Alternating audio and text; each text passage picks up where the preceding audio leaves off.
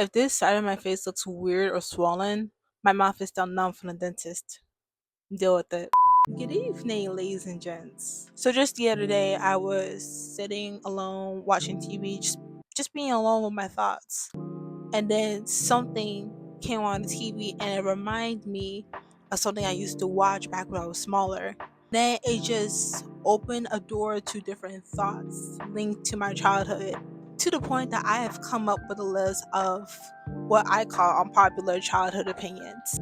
I even wrote this on a little tissue paper so I won't forget. Now, these opinions I'm going to be saying may not be unpopular, but it's my opinions. Okay, first on the list, Gwen and Duncan from Total Drama should have never happened. Never happened. That whole entire relationship just made me so mad. One of the best things I loved about Total Drama Island was the characters on the show, as some of the characters have the best ships with other characters. One of them happened to be Duncan and Courtney. Why? Because there was chemistry, there was growth, there was build up to their first kiss. I remember when I first witnessed their first kiss, I was geeking. I know I'm not the only one that felt that way. Duncan and Courtney deserve each other. Yes, they were toxic, but it works. What worked with Duncan and Courtney is they're total opposites, but it makes sense for them to be together. Duncan brought out Courtney's bad girl side, and then Courtney brings out Duncan's good and nice guy side. There was always something about Duncan and Gwen that never set right for me. Them as a couple is just so in your face. They're trying to convince you like this is the OTP, this is the couple you want to root for. But I never felt in one bit. Nothing was clicking. Nothing was clicking with this couple. The writers of the show doesn't know that they done pissed off a lot of Courtney Duncan shippers. I myself included. I don't know what they did behind the scenes when they were making cereal straws, but them niggas was cooking. Cereal straws used to be one of my favorite snacks growing up. Believe it or not, I didn't even use it on actual cereal. I just eat it like it was a snack. Cereal straws is technically back. If you look online, you can see that they're selling them on Amazon for about $7 or $11 last time I checked.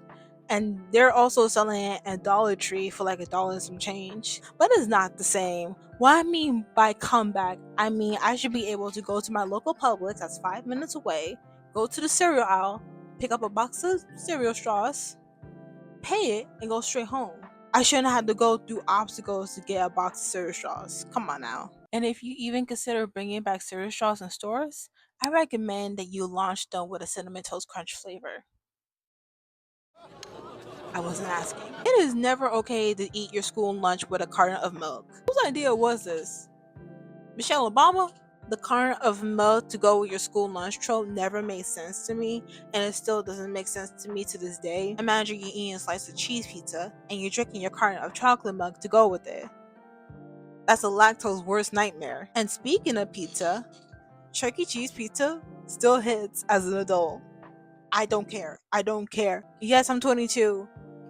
I know good food, and I don't care where it's from. I know the pizza's not recycled. Be so for real right now. Get you a slice of cheese pizza from Chuck E. Cheese. Harvey Beaks deserves so much better. Harvey Beaks used to be a show that used to play on Nickelodeon like a couple of years back. And I guess it kind of flopped because I stopped seeing it on the actual channel and I always see it on Nicktoons. And if you know about Nicktoons, sometimes the reject shows play a lot over there. When you're watching your favorite TV show, you could tell which show belonged to which network. There's a formula to it that works for each network.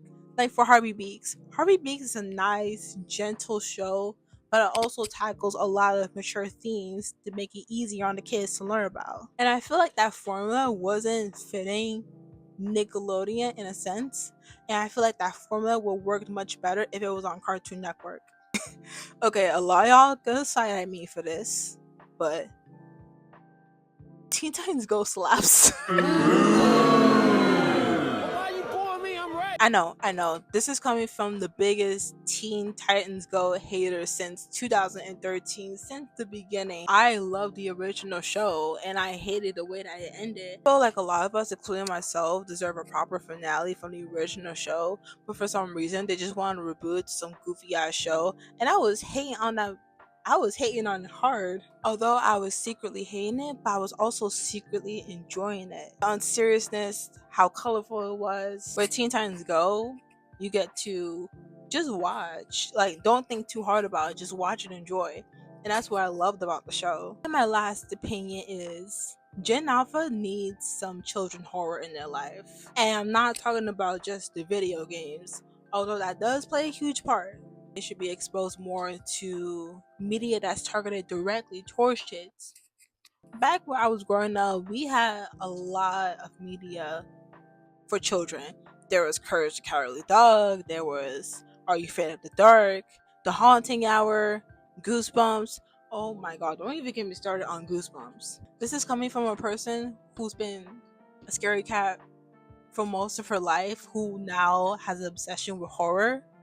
Goosebumps is the reason for my upcoming. Although I wasn't born in the 90s when Goosebumps was popping like that, I still grew up with the show.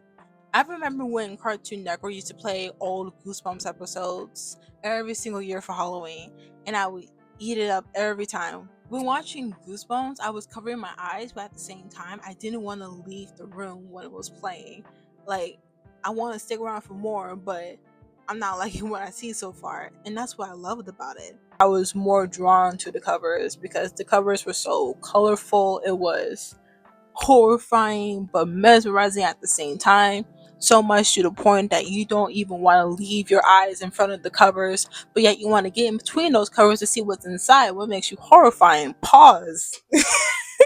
Give them a little trauma. They need the structure. And that should be it with my list of unpopular, if you want to call it, unpopular childhood opinions. Please let me know in the comments if you agree with some of my opinions. If you disagree, let me know. I'm open to a conversation in the comments. Please show some love and support to my channel. Last time I checked, we at 75 subscribers, which is crazy.